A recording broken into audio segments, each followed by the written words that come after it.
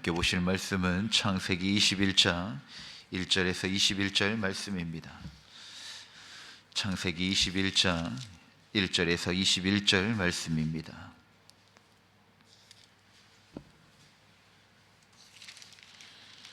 창세기 21장 1절에서 21절 말씀 한 절씩 교독하겠습니다. 여호와께서 말씀하신 대로 사라를 돌보셨고 여호와께서 말씀하신 대로 사라에게 행하셨으므로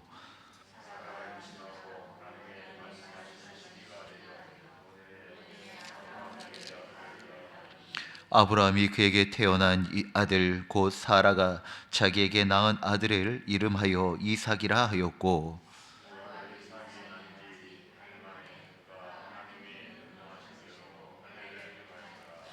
아브라함이 그의 아들 이삭이 그에게 태어날 때 100세라.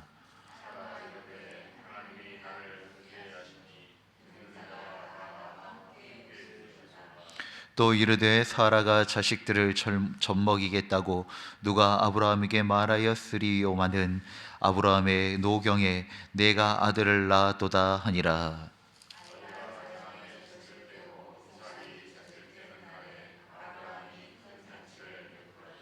사라가 본즉 아브라함의 아들 애굽 여인 하갈의 아들이 이삭을 놀리는지라.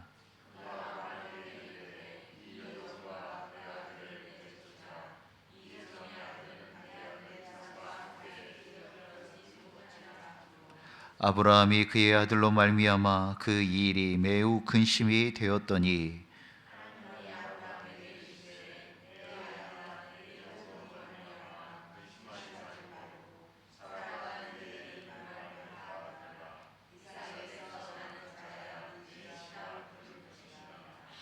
그러나 여종의 아들도 넷이니 내가 그로 한 민족을 이루게 하리라 하신지라.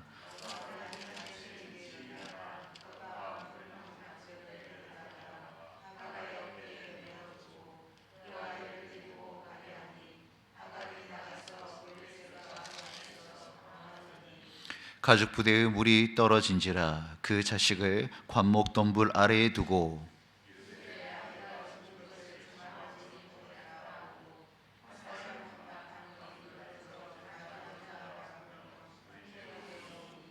하나님이 그 어린아이의 소리를 들으셨으므로 하나님의 사자가 하늘에서부터 하갈을 불러 이르시되 하갈아 무슨 일이냐 두려워하지 말라.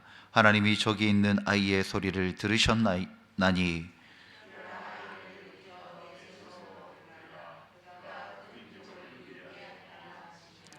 하나님이 하갈의 눈을 밝히셨으므로 샘물을 보고 가서 가죽 부대에 물을 채워다가 그 아이에게 마시게 하였더라.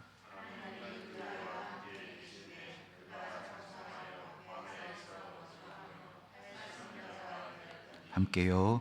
그가 바람 광야에 거주할 때 그의 어머니가 그를 위하여 애굽 땅에서 아내를 얻어 주었더라. 아멘. 목회할 때 자주 있는 일은 아니지만 참 어렵고 힘든 난처한 상황이 있습니다. 경사와 조사가 같은 날에 있을 때입니다. 저도 부목사 시절 딱 그런 날이 있었습니다.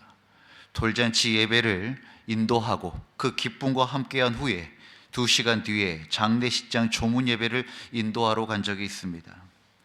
목회자도 사람인지라 비슷한 시간에 전혀 다른 상황 속에서 반대의 감정이 섞여 들어올 때 적지 않은 스트레스를 받았던 기억이 납니다. 그런데 이렇게 특수한 상황이 아니더라도 우리의 일상에 종종 전혀 다른 감정이 함께 올 때가 있습니다. 너무 기쁘지만 근심이 되고 근심 속에서도 감사할 같이 섞여 들어오는 그러한 상황들이 있다는 것입니다. 그럴 때는 기뻐서 웃고 싶지만 또 마음이 무거워져 근심 때문에 마음껏 기뻐하지도 못합니다. 그리고 또 그 기쁨을 또 근심과 섞여서 그 마음과 그 슬픔에 충분히 애도하기도 어렵다는 것입니다. 믿음의 사람이라 해도 감정이 단순해지는 것은 아닙니다. 오히려 믿음의 길에서 웃음과 근심이 함께 오는 순간은 우리가 생각하는 것보다 자주 경험하게 되어집니다. 오늘 본문 창세기 21장은 하나님의 약속의 성취로 인하여 큰 웃음이 있는 장입니다. 그렇게 기다리고 기다렸던 그 사라를 통하여서 하나님께서 아들을 주셨기 때문에 얼마나 큰 기쁨이겠습니까? 그런데 그로 인하여 발생한 깊은 근심이 한 가정 안에서 동시에 펼쳐지는 장면을 보여줍니다. 하나님은 웃게도 하시지만 우리를 울리기도 하십니다. 그러나 신뢰할 수 있는 것은 그 근심의 자리에서도 하나님은 여전히 일하고 계신다는 것입니다. 오늘 본문에 이렇게 시작합니다. 여호와께서 말씀하신 대로 사라를 돌보셨고, 이 말씀은 하나님의 신실하심을 분명히 선포하고 있습니다. 인간의 몸으로 더 이상 아이를 낳지 못하는 그런 노년의 몸이지만 그럼에도 불구하고 여호와께서 말씀하셨고 그 말씀하신 대로 사라를 돌보셨고, 사라를 통하여서 하나님께서 잉태와 아이를 낳는 그 귀한 은혜를 주신 것입니다.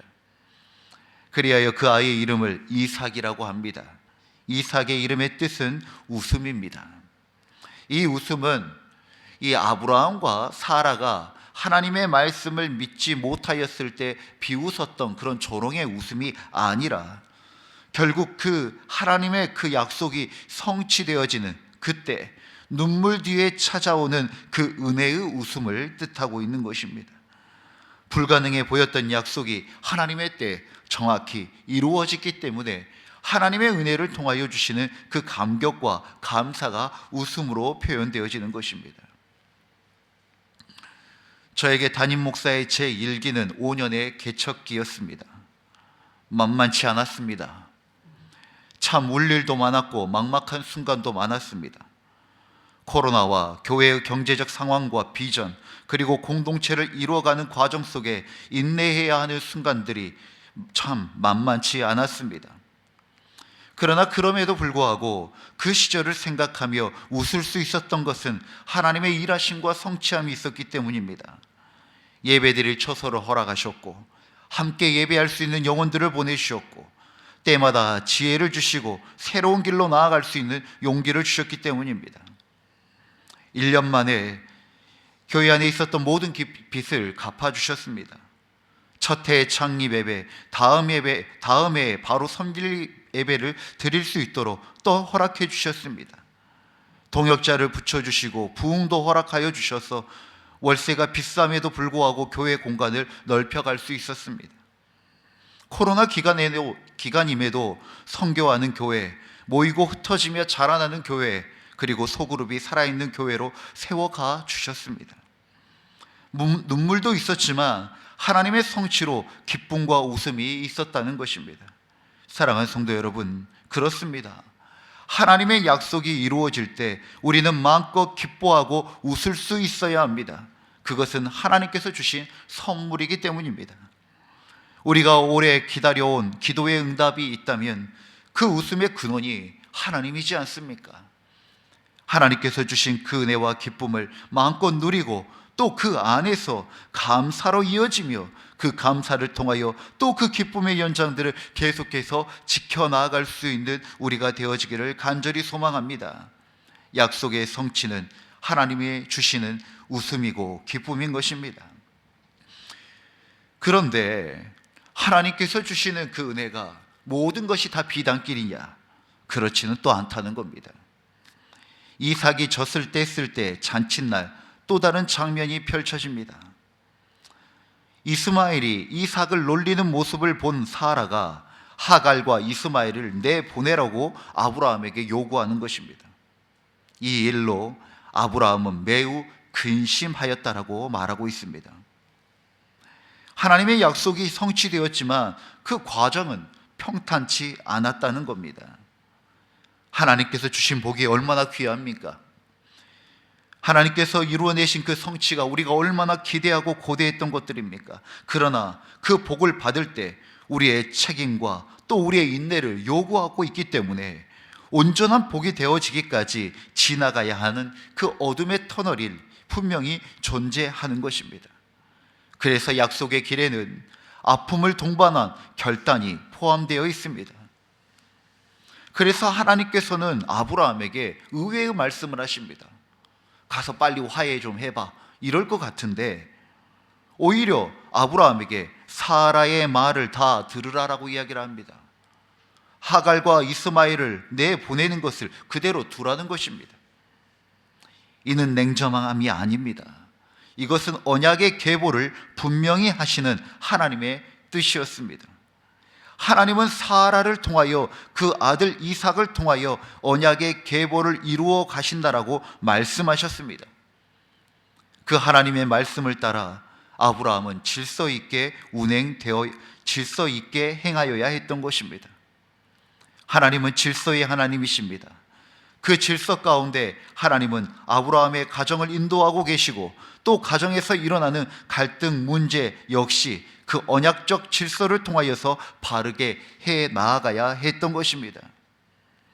하나님의 뜻을 따를 때 우리의 마음이 항상 편안하지만은 않습니다. 그러나 근심이 있다 해서 하나님의 뜻이 아닌 것은 아닙니다. 종종 그런 분이 계십니다. 자신의 감정으로 하나님의 뜻을 판단하는 분들이 계십니다.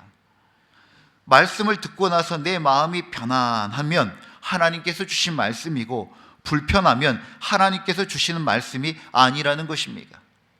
사랑하는 성도 여러분, 하나님의 말씀은 꿀송이처럼 달기도 하지만 우리의 심령을 찔려 쪼개기까지 하는 불편함과 쓴맛도 있다는 것을 기억하셔야 됩니다. 물론 단 말씀은 우리에게 위로와 안식을 줍니다. 그러나 불편하고 쓴 말씀은 우리에게 약이 되어지고 깨닫게 하시고 자라나게 하는 것입니다. 찔림과 불편함을 주는 말씀을 기뻐할 수 있는 큰 믿음의 그릇을 소유하시는 우리 모두가 되어지기를 간절히 소망합니다. 하나님은 우리를 꽃길로만 인도하지 않습니다. 때로는 폭풍을 지나게 하십니다. 때로는 폭풍 안으로 끌고 들어가십니다. 그런데 그 폭풍 속에서 우리를 지키시고 우리의 믿음을 자라나게 하십니다. 우리가 그 폭풍을 걸어 주님께로 나아오기를 주님은 원하신다는 것입니다. 그렇게 하갈과 이스마엘은 내쫓김을 당합니다. 가족 간의 갈등으로 광야로 쫓겨난 하갈과 이스마엘은 이제 여지없이 죽음 앞에 놓여지게 됩니다. 왜냐하면 이 땅에서 자신들을 지켜줄 수 있는 것이 아무것도 없어졌기 때문입니다. 물이 떨어지고 하갈은 아이가 죽는 모습을 차마 보지 못해 저 멀리 두고 울부짖기 시작합니다. 그때 성경은 이렇게 말합니다.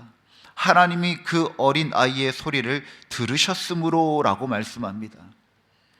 이삭의 집에는 웃음이 있지만 광야에는 눈물이 있었습니다. 그러나 하나님은 그 웃음의 자리에도 계셨고 그 광야의 눈물의 자리에도 계셨다는 것입니다. 하나님은 두 자리 모두에 계셨습니다. 하나님은 약속의 자녀와 버림받은 자처럼 보내 그 아이를 구별하지 않고 차별하지 아니하시고 모두 다 살피셨다는 것입니다. 이삭의 삶만이 하나님 안에 있었던 것이 아니라 하갈과 이스마엘의 삶에도 하나님께서 함께하고 계셨던 것입니다. 하나님은 하갈의 눈을 밝히셔서 이미 그곳에 있던 샘을 보게 하십니다. 절망의 자리에서도 하나님은 이미 길을 준비하고 예비하셨다는 것입니다. 이삭에게만 여호와 이레의 하나님이 아니라 하갈과 이스마엘에게도 여호와 이레의 하나님이셨던 것입니다. 사랑하는 성도 여러분, 여러분들의 지금의 자리는 웃음의 자리입니까? 눈물의 자리입니까? 웃음은 하나님이 함께 계시고 눈물의 자리에는 하나님께서 함께하지 않는 것입니까? 그렇지 않습니다. 모두 하나님께서 함께 하십니다. 중요한 것은 그 웃음이 하나님을 통하여서 주어 주신 것이라는 것을 잊지 아니하고 또한 눈물의 자리에서 함께 하실 여호와 하나님을 의지하는 것이 중요한 영역인 것입니다. 결국 주님입니다. 우리가 지금 웃음의 자리에 있든 눈물의 광야의 자리에 있든 하나님은 동일하게 들으시고 일하십니다. 불편하고 힘든 상황이 하나님의 부재를 의미하는 것이 아니라는 것입니다. 그러니 우리의 눈을 열어 여호와 하나님을 바라보며 우리에게 주어진 그 상황을 한 걸음 한 걸음 내딛어 나아가는 우리 모두가 되어지기를 간절히 소망합니다. 오늘 말씀은 분명히 우리에게 이야기합니다. 하나님은 우리를 웃게도 하시고 울게도 하십니다. 그러나 모든 순간 속에 하나님은 여전히 약속을 이루어가고 계시고 우리를 돌보시고 함께 하신다는 것입니다. 웃음의 날에는 교만하지 않게 하시고 근심의 날에는 버림받았다고 느끼지 않게 하는 것, 그것이 바로 믿음의 마음과 태도인 것입니다. 오늘 우리의 자리에서 하나님이 여전히 일하고 계심을 믿고 살아가는 복된 이 하루가 되어지기를 주의 이름으로 축원드립니다. 기도하겠습니다.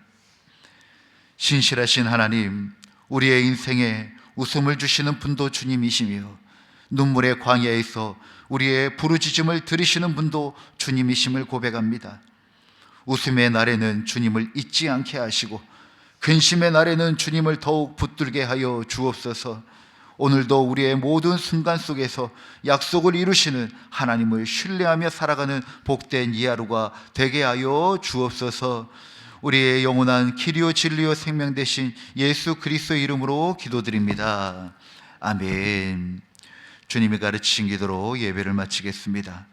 하늘에 계신 우리 아버지, 아버지의 이름을 거룩하게 하시며 아버지의 나라가 오게 하시며 아버지의 뜻이 하늘에서와 같이 땅에서도 이루어지게 하소서. 오늘 우리에게 일용할 양식을 주시고 우리가 우리에게 잘못한 사람을 용서하여 준 것 같이 우리 죄를 용서하여 주시고 우리를 시험에 빠지지 않게 하시고 악에서 구하소서.